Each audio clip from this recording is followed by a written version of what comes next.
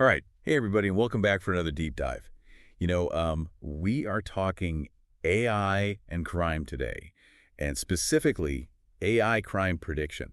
Ooh, yeah, that's a big one. This is one of those topics that just has everybody talking and debating. Yeah. We saw that news story the other day about that city that's implementing a new AI system to predict crime hotspots. Right.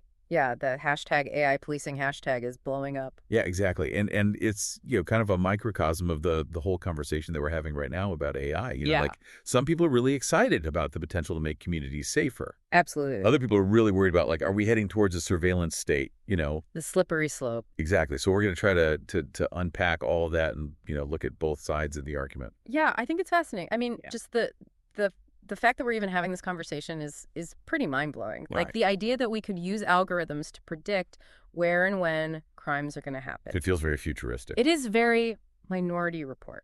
Yeah. Yeah, exactly. Like, are we going to have these pre-crime units running around?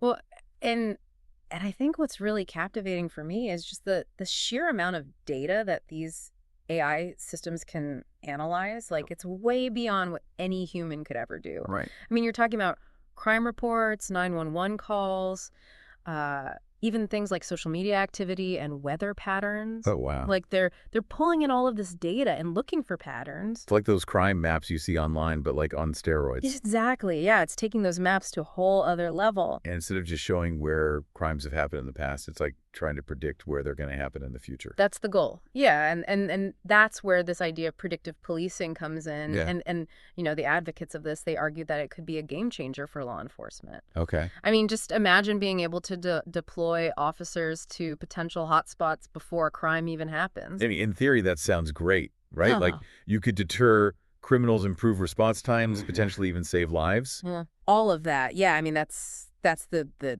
utopian vision, I guess. Yeah, yeah. But I also hear a lot of pushback too, like particularly around the issue of bias in these systems. Right. So that's a huge concern. Can you talk about that a little bit more? Like how could bias creep into an AI system? Well, the algorithms are only as good as the data they're trained on, right? Right. So if they're trained on historical crime data, which often reflects, past discriminatory policing practices, then they could end up perpetuating those biases. So it's almost like a self-fulfilling prophecy, right? Like Huh. if certain neighborhoods have been historically over-policed, then the AI might flag those areas as high risk, even if the actual crime rates don't warrant it. Exactly. Yeah. And then you end up with more police presence in those neighborhoods, which leads to more arrests, which reinforces the algorithm's bias. It's a vicious cycle. It really is. And it raises some really fundamental questions about fairness and due process. Right? Like, are we comfortable with algorithms having this much power over who gets stopped and searched or even arrested? That's a big question. And then there's the whole privacy issue too, right? Yeah, that's the other big one. I mean, if AI is constantly crunching data to predict crime, doesn't that mean we're essentially living under constant surveillance? Right. Where do we draw the line between safety and our right to privacy? That Chicago pilot program that we talked about earlier, they reportedly saw a 10% reduction in crime in the areas where they were using AI. Yeah, I saw that headline. But 10% sounds good, but it's important to look beyond just the top line numbers. Yeah, what were they measuring exactly? Like, were there other unintended consequences that we're not seeing? Exactly. And how did they address the potential for bias? I mean, there are so many questions. So it's not just about the technology itself, but how it's implemented. Yeah. And who's making the decisions about how it's used. Okay, so we've talked about the U.S., but this is obviously a global conversation. It is. Yeah, it's happening everywhere. I know Europe, for example, is pushing for a lot stricter regulations on AI in policing, to protect privacy rights. Right. Yeah, they have the GDPR, the General Data Protection Regulation, Right. which puts some pretty strict limits on how personal data can be collected and used. So they're definitely taking a more cautious approach than some other countries. It seems like it. Yeah. It feels like there are two very different paths emerging here. Like between, a different philosophy. yeah, like safety versus privacy, and like where do we draw the line? It's a fundamental tension, right? Like, how much are we willing to give up in terms of privacy in exchange for the promise of safety? Right. And who gets to decide that? And I think that's a conversation that we're going to be having for a long time. I think so too. Okay. So let's take a closer look at how AI is actually being used in law enforcement today. Yeah. And we'll come back and unpack that a little bit more. Sounds good. And, it's interesting to think about how public perception plays into this whole debate about AI and policing. Oh, yeah, for sure. Like, how comfortable are people with the idea of AI being used in this way? Yeah, it seems like in Europe, for instance, there's a lot more skepticism about AI and a stronger emphasis on protecting privacy.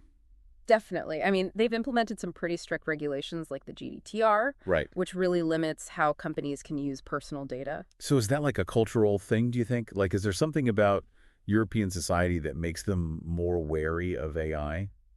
I think there are a few factors at play. One is definitely history. Right. A lot of European countries have experienced totalitarian regimes that used surveillance to control their citizens. Right. So they have that firsthand experience of how technology can be abused. Exactly. And I think that's shaped their views on privacy and surveillance in a really profound way. So it's not just about the technology itself, but the context in which it's being used Right. It's about the potential for misuse. and the potential for harm. Exactly. Okay, so we've talked about Europe, which Yeah. seems to be taking a more cautious approach. What about other parts of the world? Are there places where AI is being embraced more enthusiastically? Definitely, yeah. I mean, Asia is a good example, particularly countries like China and Singapore. Okay, They're often seen as being at the forefront of technological innovation. right. And they've invested heavily in AI and other emerging technologies. Absolutely. And they see AI as a key tool for maintaining public safety and social order. But I mean, it also raises some concerns, right? Like if the government has access to these powerful AI tools, couldn't they be used to suppress dissent or target certain groups?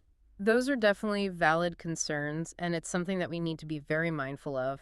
It feels like there's a real tension here between the potential benefits of AI and the potential risks. Absolutely. It's not a simple equation. Right, like it's not as easy as saying AI is good or AI is bad. It's much more nuanced than that. It's about finding the right balance. Right, and that balance is going to look different depending on the context, the cultural values, the specific application of the technology. So what's the answer then? Like, how do we find that balance?